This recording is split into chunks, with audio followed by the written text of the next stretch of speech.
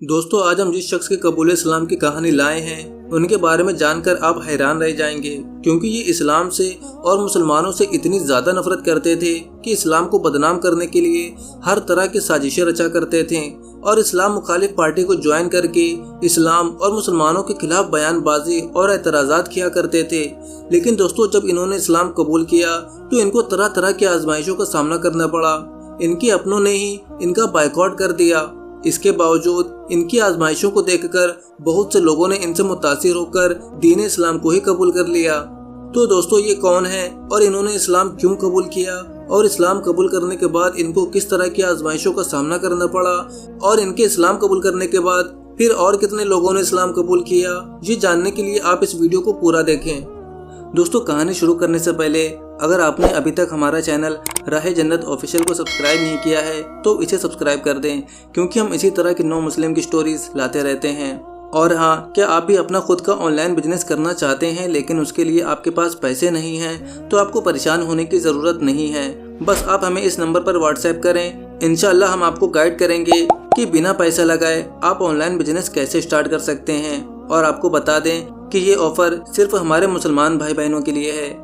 दोस्तों, ये अपने बारे में बताते हैं कि मेरा नाम अर्नोल्ड वैन डॉन है, मेरी उम्र 56 साल है, मैं सन 2013 से मुसलमान हूँ अल्हम्दुलिल्लाह। मैं नीदरलैंड में पैदा हुआ और वहीं पला बढ़ा। मैं क्रिश्चियन बैकग्राउंड से हूँ और इसी हैसियत से परवरिश पाई।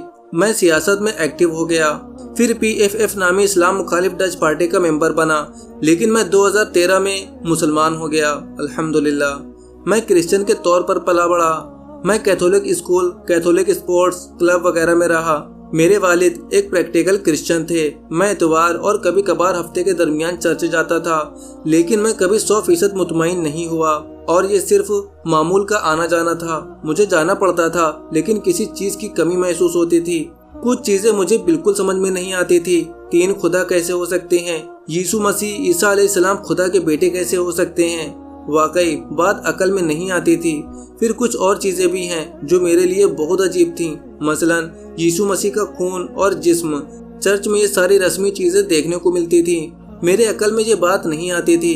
मैं पूरी वजाहत ना कर सका कि क्यों, क्योंकि उस वक्त मैं बहुत छोटा था, लेकिन मैं किसी चीज़ की कमी महसूस करता था। मैंने मगरबी मुल्क के ज़्यादातर लोगों की तरह इस्लाम के बारे में मीडिया और सियासतदानों से सुना।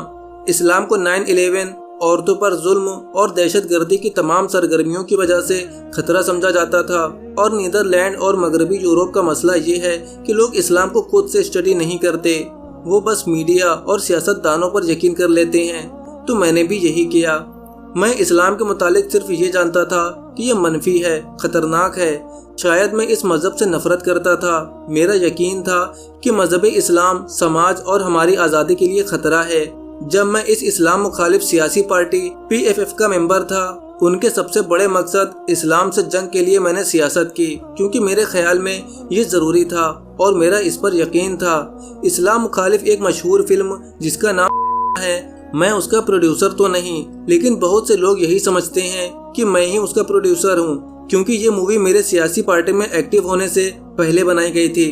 लेकिन मैं मूवी को सोशल मीडिया पर प्रमोट करने और इसी तरह के दूसरे कामों में इसकी तकसीम करने वाले कुछ दूसरे लोगों के साथ था, यानी मैं उस ऑर्गेनाइजेशन और मूवी की प्रमोशन का हिस्सा था। ये चंद मिसालों में से एक है, लेकिन अब मुझे इस पर बेहद अफसोस है कि मैं ऐसे कुछ प्रोजेक्ट्स में शामिल था।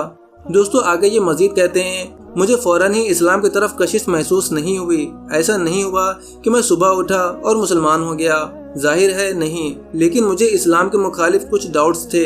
ये बात मेरी अकल में नहीं आती थी। मीडिया हो, सियासतदान हो, ये सब कहते हैं इस्लाम बुराई फैलाता है और ये मुआशरे के लिए, हमारी आज़ादी के लिए बुरा है और ये बुराइयों से भरा हुआ है, लेकिन ये बात अकल में नहीं आती थी।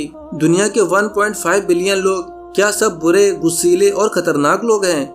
हॉलैंड में 1 मिलियन से ज़्यादा लोग मुसलमान हैं। क्या ये सब बुरे हैं, गुस्सीले हैं और ख़तरनाक लोग हैं? और कितने ज़्यादा लोग मुसलमान हैं? बहुत से लोग अच्छे, नेक और दोस्ताना हैं, जिन्हें मैं खुद जानता हूँ, और वो कहते हैं कि आपको इस्लाम के मुतालिक जानना चाहिए, क्योंकि इस्लाम के बारे में आपके ख्यालात गलत हैं। मगर मैंने कुरान पढ़कर इस्लाम के मुतालिक जानना शुरू किया। मैं मस्जिद गया, इमामों से, दूसरे मुसलमानों से बात की। खुद थोड़ी बहुत रिसर्च की, मैं लाइब्रेरी गया और मैं इस्लाम के बारे में जितना ज्यादा जानता गया ये उतना ही मेरे लिए वाज़ेह होता गया। लेकिन उस अरसे के दौरान मैंने जितना इस्लाम के मुतालिक जाना ये उतना ही मेरे दिमाग से दिल में उतर गया। गोया ये एहसास हुआ, वाह ये शानदार है, खूबसूरत है, ये कुछ सवालों के जवाब दे रहा है, ये शानदार मजहब है। मेरे ख्याल में इस मजहब के पास मेरे सवालों के जवाब हैं। यहाँ नीदरलैंड में एक किताब है, इसका नाम है मोहम्मद और ये आप सल्लल्लाहु अलैहि वसल्लम की जिंदगी पर है। इसने भी मुझे बहुत मोटिवेट किया। मेरे लिए तो ये एक रिसर्च थी, मैं इस्लाम के मुतालिक स्टडी कर रहा था और ये मेरी मफाद परस्ती की वजह से बहुत सुस्त रफ्तार अमल था। यानी ठीक है मैं इस्लाम को स्टडी करूंगा लेकिन ये सब झूठ है और ये सच नहीं है, ये मुझे ब्रेन वॉश कर रहे हैं। मस्जिद में होने वाली बातें तो बहुत अच्छी होती हैं लेकिन मेरे ख्याल में ये दयानतदार नहीं है। लेकिन आप जितना ज़्यादा सीखते हैं, आप इस्लाम पर जितनी ज़्यादा रिसर्च करते हैं खुले दिल खुले जहन के साथ, तो फिर आप सच का इनकार नहीं कर सकते। बहरहाल एक लंबे सफ़र के बाद एक गैर मुस्लिम से तकरीबन मुसलमान होने तक मुझे तकरीबन 1 साल लगा, लेकिन आखिरकार मुझ पर यह वाज़ेह हो गया इस्लाम एक शानदार मजहब है और 2013 में मैंने कलमा पढ़ लिया, अल्हम्दुलिल्लाह। दोस्तों आगे ये बताते हैं, जब मैंने इस्लाम कबूल किया तो मेरी उम्र 45 साल थी। मैंने मस्जिद में कलमा पढ़ा था, मैं वहाँ पहले भी कुछ मरतबा गया था। मेरे जहन में इस्लाम के मुतालिक कुछ सवालात थे, तो उन्होंने कहा आप मस्जिद चले जाएं और वहाँ आप अपने सारे सवालात पूछ सकते हैं। मैंने कहा नहीं, मैं मस्जिद नहीं जाऊँगा क्योंकि वो शायद मुझसे नफरत करते हैं और मुझे वहाँ आने नहीं दिया जाएगा। लेकिन मुझे वहाँ वेलकम किया गया, उन्होंने मुझे इनवाइट किया, आप अंदर आ सकते हैं। वो बहुत दोस्ताना थे, वहाँ चाय और दूसरी चीजें थीं। मैंने वहाँ बातों में घंटे गुजार दिए और ये भी एक चीज थी जो मेरे लिए कंफ्यूजिंग थी क्योंकि उन लोगों को तो मुझसे नफरत करनी चाहिए थी। ये इतने दोस्ताना कैसे हैं, इतने खुले जहन के कैसे हैं, ये मेरे तमाम सवालों के जवाब कैसे दे सकते हैं। ये भी एक चीज थी जो मेरे इस्लाम कबूल करने का जरिया बनी।